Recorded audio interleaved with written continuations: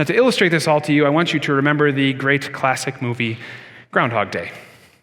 This will be your memory hook from when you go home. I hope many of you have seen the movie. If not, you miss out. One of Bill Murray's best performances, in my opinion.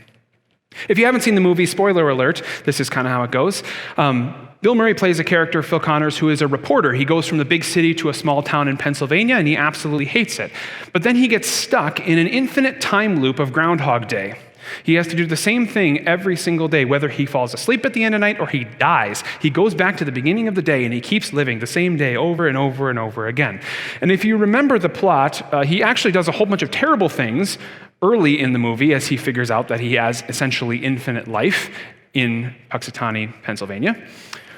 But later in the movie, he starts to realize that this infinite time loop should actually make him behave differently, because he realizes that he really doesn't have a future or a past.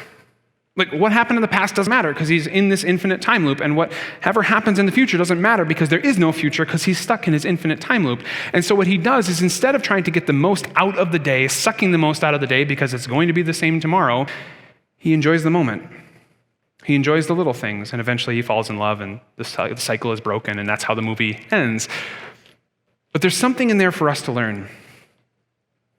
When we are so worried about what's going to happen in the future, we lose the moment that we're in. When we're so worried about the things that happened in the past and how they influence this moment, we lose the moment that we're in. And uniquely, Christians have this resource. Your past is completely wiped clean by the blood of Jesus. Nothing you have done or failed to do in the past matters because it is forgiven, and all of the evil that it caused will be undone when Jesus comes back. It is done.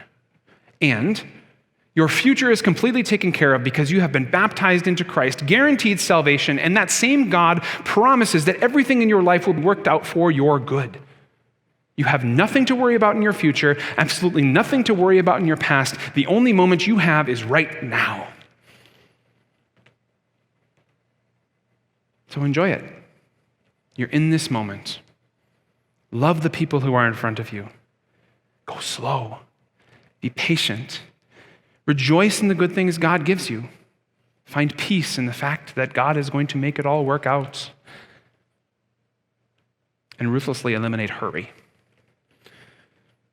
For the next couple of weeks, we're going to work out the implications of this. For all of you who have all sorts of questions or challenges to this, I'm not sure this works for my life, we're going to get there, and we're going to get to some really practical things. Before we get there, just hear this. Open your heart to me and listen to these words. You're free. You're free. You don't have to worry about that, whatever it is. Your God is infinitely bigger than it and has given you all the resources to deal with it. You do not have to fear your death or anyone else's death. It is finished. So slow down.